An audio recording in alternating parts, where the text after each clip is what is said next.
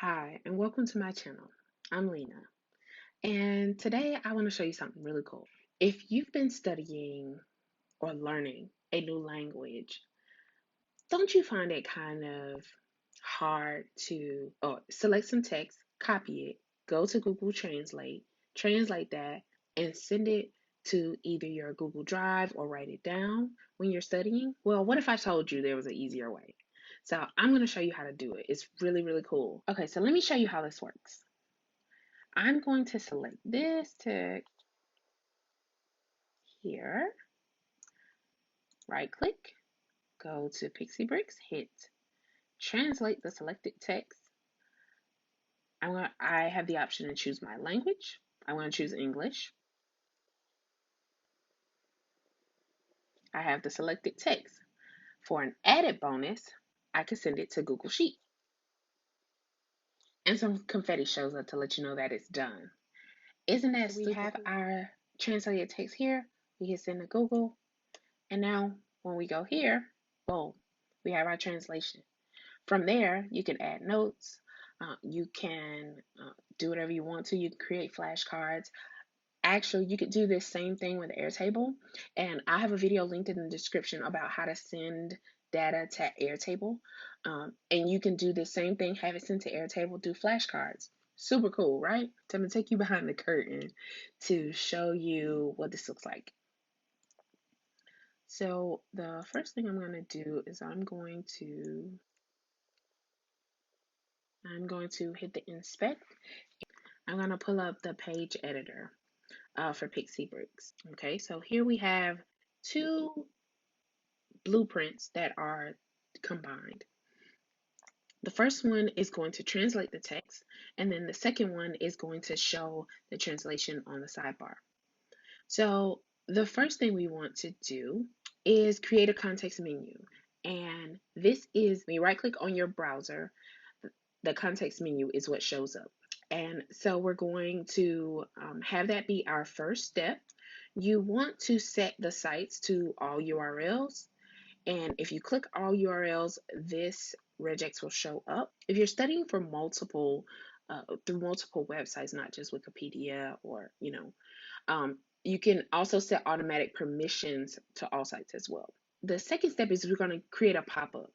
And this pop-up will allow us to choose the language. This step is optional, but the whole blueprint is going to be available, linked in the description, so that, if you have multiple languages you want to select, you can. But we want to create a drop down with labels, and that's from this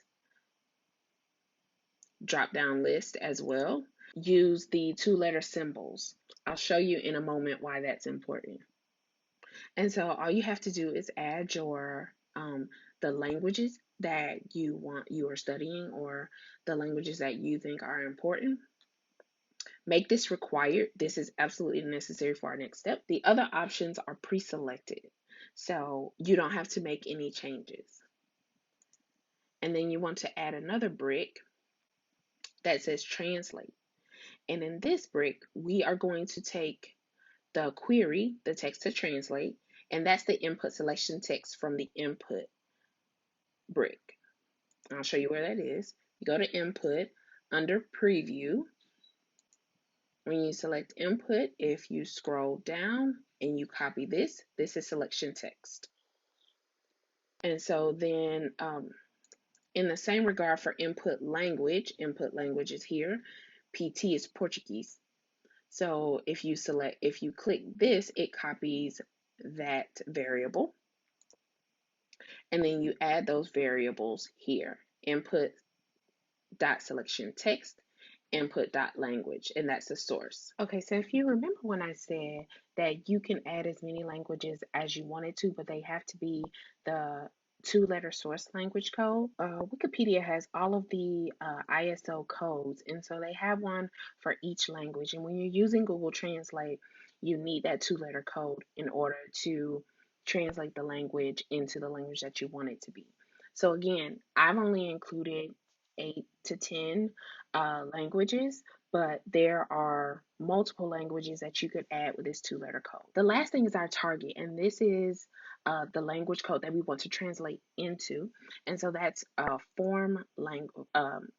The variable is at form.language, and you get that by combining the form with the name. So at form period language. If you are only learning one language, then you don't need the modal. And instead of adding a variable here, you can just add the two-letter code. In this instance, EN is English.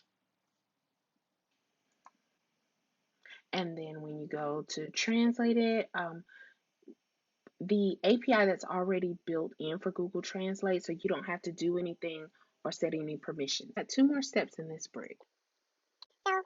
We want to set the page state. And basically what this does is it takes properties and values and holds them in the browser's memory so that we can then use them in other places.